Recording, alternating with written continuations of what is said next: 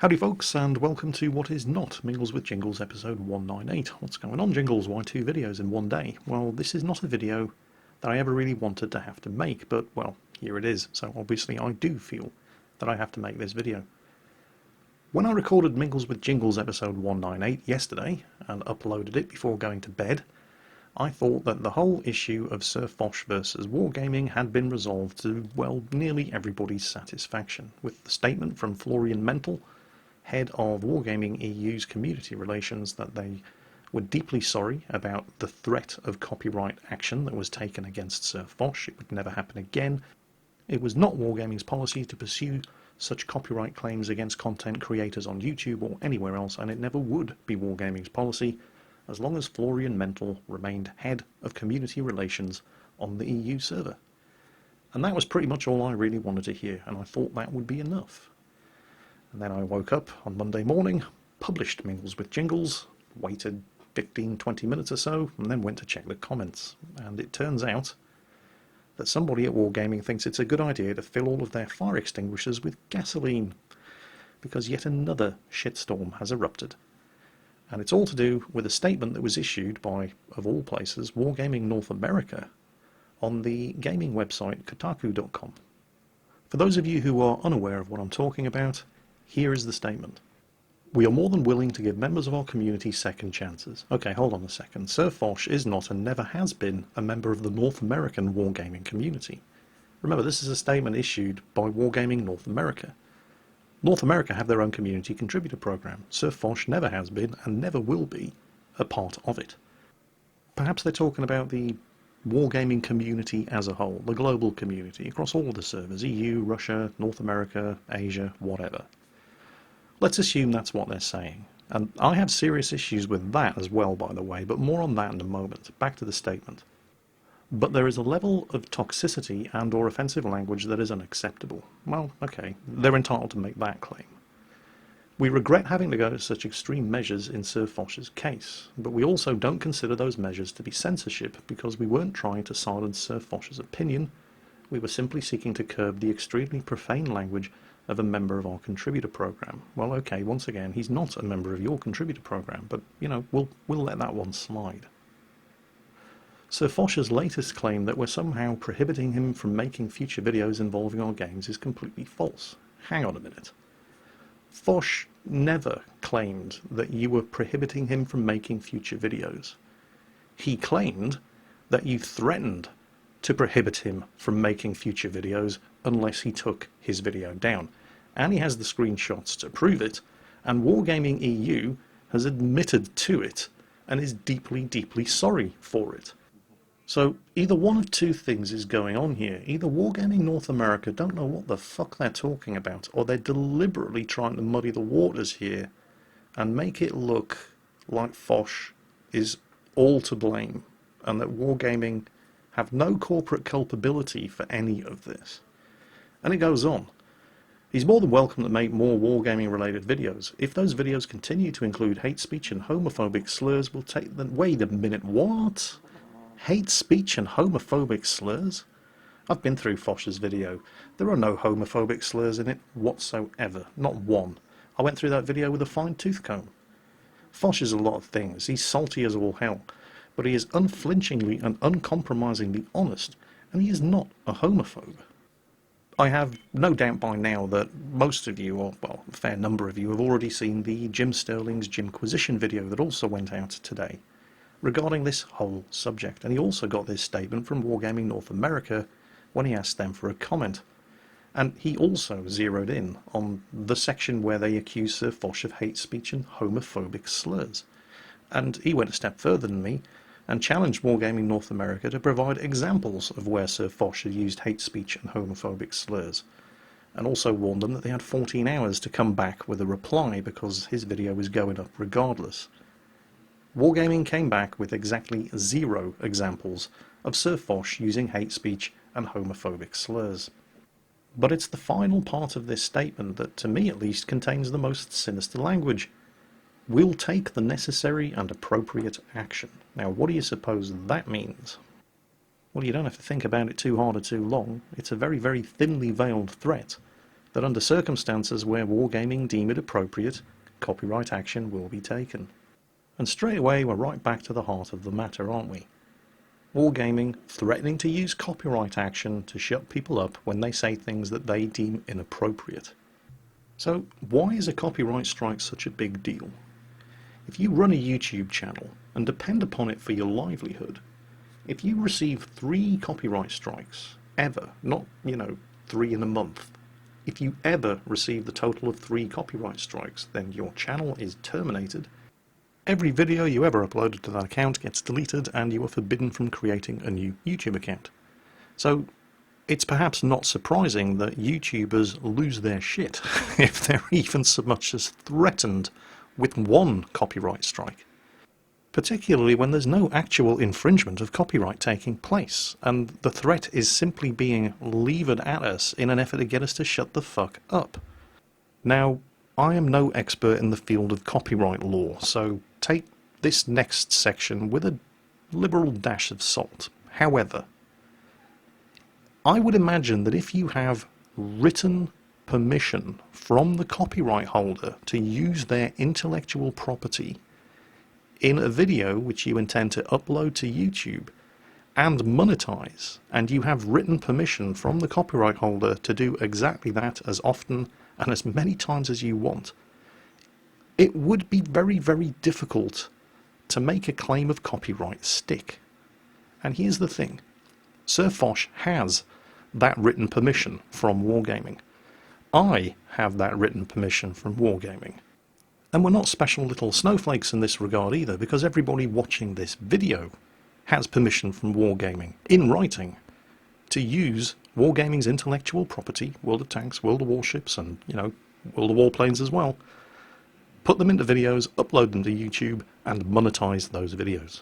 What are you talking about, Jingles? Well, I'm talking about this.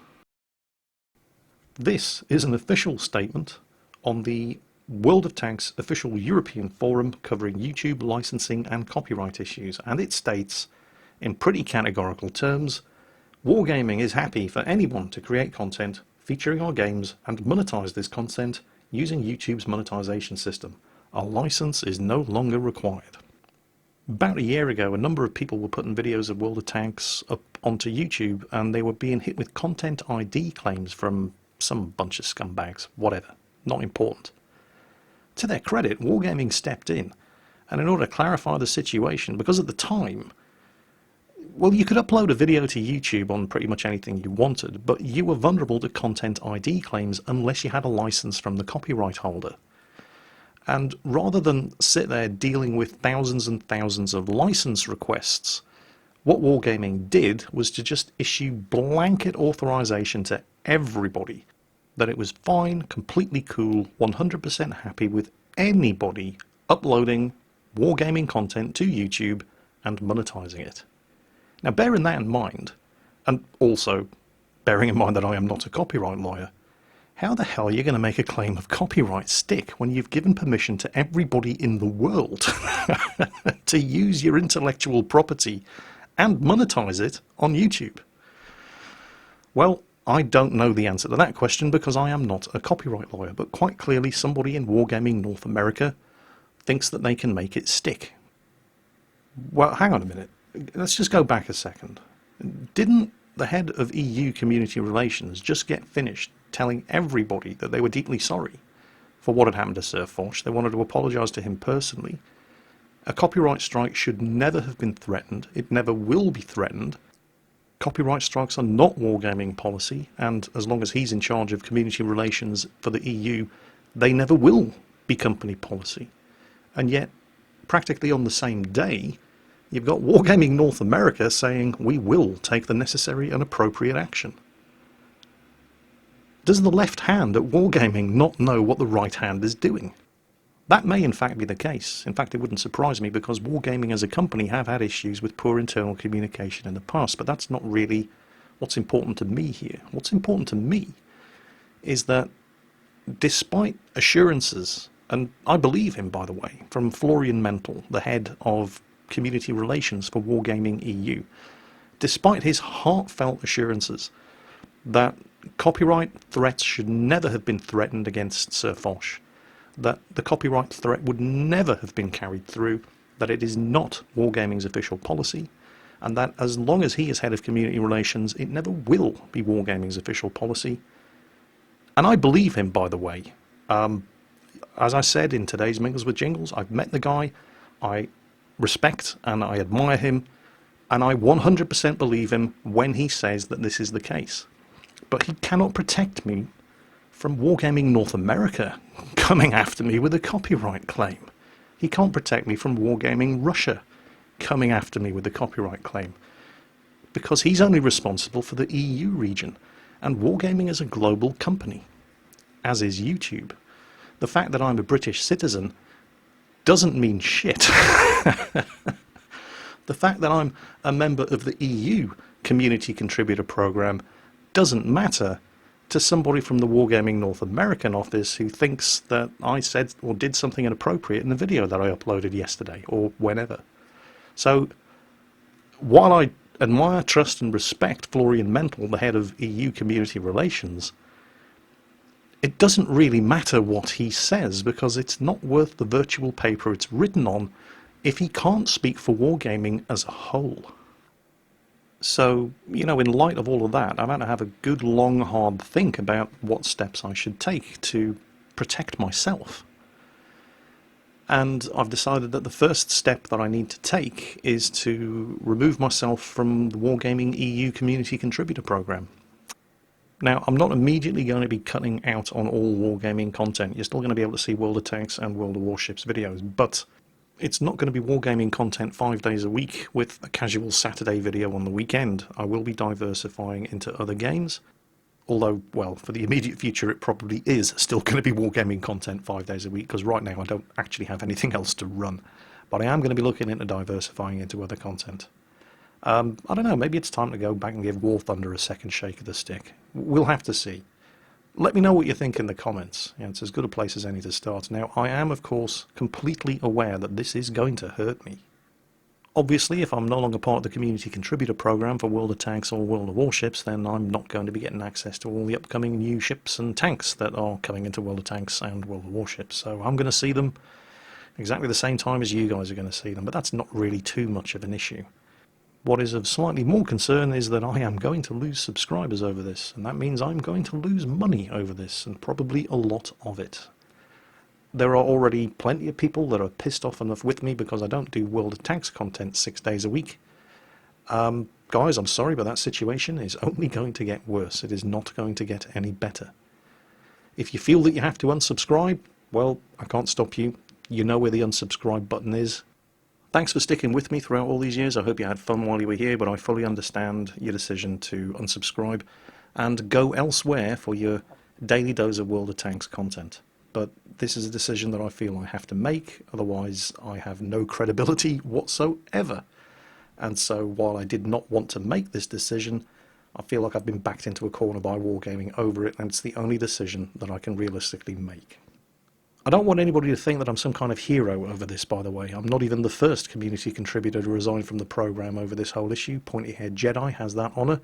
He beat me to it by a few hours. He announced it in Twitter right before I started doing this video. There may or may not be other community contributors who feel that they're under the same kind of pressure that I was. That is entirely their decision, and I have no ill will whatsoever towards any of the other community contributors who decide to remain a part of the community contributor program. I wish them all the best of luck with their channel and every success in the future.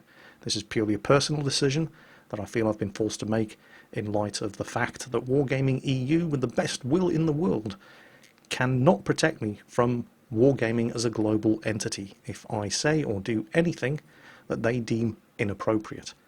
Not that I ever feel that I would, because let's face it, I'm not the most confrontational YouTuber out there, but as long as the threat remains, well, I don't really see that I have any other choice in the matter. And that's pretty much it. I'm going to take a massive break with tradition here and actually listen to my critics and not keep making the same point over and over again. I've said what I need to say. Whether you're happy with it or not is entirely your decision. But the best of luck to everybody involved. And as always, take care, and I'll catch you next time.